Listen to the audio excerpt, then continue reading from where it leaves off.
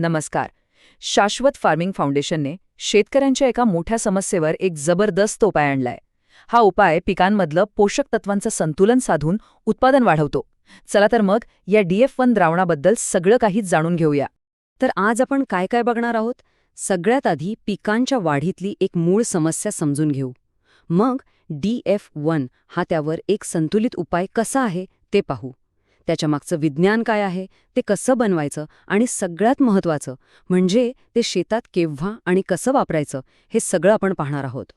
चला तर मग सुरुवात करूया आपल्या पहिल्या भागापासून. प्रत्येक शेतकऱ्यासमोर एक आव्हान असतं. ते म्हणजे पिकांना योग्य वेळी योग्य प्रमाणात पोषक तत्व देणं. यालाच पोषक तत्वांचं व्यवस्थापन म्हणतात. पण हे इतकं सोपं नाहीये. हे समजून घेण्यासाठी एक खूप सोपं उदाहरण आहे, गळक्या पिंपाचं. विचार करा, एका पिंपाची पाणी साठवण्याची क्षमता त्याच्या सगळ्यात उंच पट्टीवर अवलंबून नसते, तर जी पट्टी सगळ्यात लहान आहे तिच्यावर अवलंबून असते. पाणी त्या लहान पट्टीवरूनच बाहेर वाहून जाणार, बरोबर? अगदी तसंच पिकांचं आहे. पिकाची वाढ जमिनीत भरपूर असलेल्या पोषक तत्वांवर नाही, तर ज्या एका तत्वांची कमतरता आहे त्यावर अवलंबून असते. मग विचार करण्यासारखी गोष्ट आहे, नाही का, की फक्त जास्त खतं टाकत बसण्यापेक्षा जर आपण पोषक तत्वांमध्ये संतुलन साधण्यावर लक्ष दिलं तर. आणि हे संतुलन जेव्हा बिघडतं तेव्हा काय होतं ते बघा. पिकांची अवस्था अशी होते. सल्फर, मॅग्नेशियम आणि कॅल्शियम सारख्या महत्त्वाच्या तत्वांची कमतरता झाली की पानं पिवळी पडतात, वाढ खुंटते आणि याचा थेट परिणाम उत्पादनावर होतो. ती गळक्या पिंपाची कल्पना इथे अगदी खरी उतरलेली दिसतीये. मग या असंतुलनाच्या समस्येवर उपाय काय? तर याचं उत्तर आहे DF1 द्रावण. चला आता बघूया हे नक्की काम कसं करतं. हेच आहे ते द्रावण. शाश्वत फार्मिंग फाउंडेशनने खास ह्याच समस्येवर उपाय म्हणून तयार केलेलं DF1 द्रावण. याचं नावच आहे डिझॉल्व्ड फर्टिलायझर 1 आणि हे खास करून पिकांमधलं पोषक तत्वांचं संतुलन साधण्यासाठीच बनवलंय. आणि बघा, एकदा का हे पोषक तत्वांचं संतुलन साधलं गेलं की त्याचा थेट फायदा होतो. उत्पादन तर वाढतंच, पण त्याचबरोबर पिकाची प्रतही सुधारते आणि याचाच अर्थ शेतकऱ्याला मिळणारा चांगला मोबदला.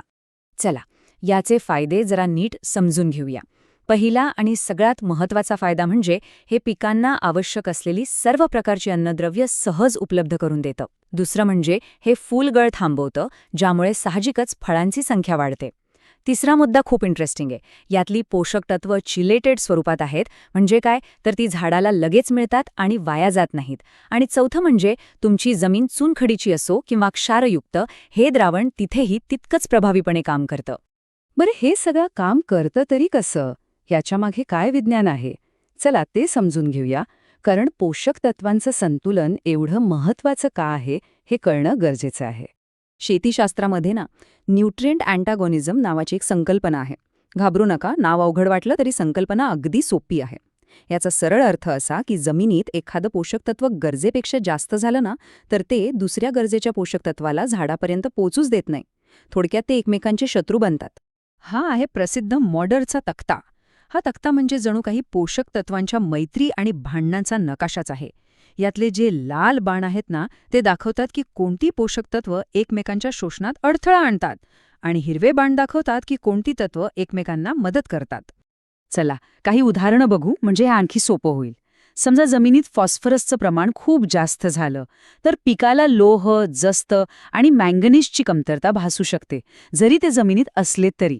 तसंच जास्त पोटॅशमुळे मॅग्नेशियम, कॅल्शियम आणि नायट्रोजनची कमतरता येऊ शकते.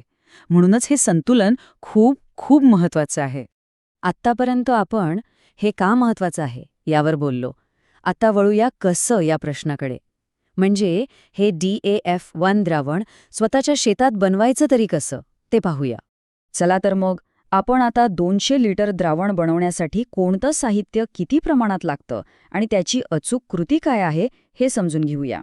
कृती खूप सोपी आहे, फक्त लक्ष देऊन ऐका. सगळ्यात आधी एका मोठ्या ड्रममध्ये 175 लिटर पाणी घ्या. मग त्यात टाका 10 किलो मॅग्नेशियम सल्फेट आणि 4 किलो युरिया. ते झालं की मग त्यात 3 kilo ferrous sulphate, 3 kilo zinc sulphate आणि 2 किलो मॅंगनीज सल्फेट घालून मिसळा. आणि सगळ्यात शेवटी 250 ग्रॅम कॉपर सल्फेट आणि 200 ग्रॅम फुल्विक ॲसिड टाका. आता हे सगळं मिश्रण चांगलं ढवळून घ्या. सगळं विरघळलं की आपलं द्रावण वापरासाठी तयार आहे. चला, आपलं द्रावण तर तयार आहे. पण आता सगळ्यात महत्त्वाचा प्रश्न, त्याचा सर्वाधिक फायदा मिळवण्यासाठी ते वापरायचं कधी आणि कसं? एक गोष्ट लक्षात ठेवणं खूप गरजेचं आहे. पिकाला सूक्ष्म अन्नद्रव्यांची गरज त्याच्या संपूर्ण आयुष्यभर असते, अगदी बी रुजण्यापासून ते फळ पक्व होईपर्यंत. पण काही महत्त्वाच्या टप्प्यांवर याचा वापर केल्यास परिणाम जबरदस्त मिळतात. तर मग हे महत्त्वाचे टप्पे कोणते आहेत हे लक्षात ठेवा. पिकाच्या वाढीच्या सुरुवातीच्या काळात, पीक फुलावर येत असताना, फळधारणा झाल्यावर, फळांचा आकार मोठा होत असताना आणि फळं पिकायला लागल्यावर, या प्रत्येक नाजूक टप्प्यावर जर DF1 द्रावण दिलं तर सर्वोत्तम परिणाम दिसून येतात. आता हे द्रावण वापरायच्या 2 मुख्य पद्धती आहेत. जर जमिनीतून द्यायचं असेल तर पिकाप्रमाणे प्रति एकर 10 ते 20 लिटर द्रावण पाण्यातून सोडावं. आणि जर फवारणी करायची असेल तर 1 लिटर पाण्यात 2 ते 5 मिलीलिटर द्रावण मिसळून पिकावर व्यवस्थित फवारावं. तर एक गोष्ट लक्षात घ्या, DF1 हे फक्त एक खत किंवा औषध नाहीये. हा शाश्वत फार्मिंग फाउंडेशनच्या एका मोठ्या ध्येयाचा भाग आहे. संतुलित पोषणाच्या माध्यमातून एक अशी शेती पद्धत विकसित करणे जी समग्र आणि टिकाऊ असेल, हेच यामागचं मुख्य उद्दिष्ट आहे.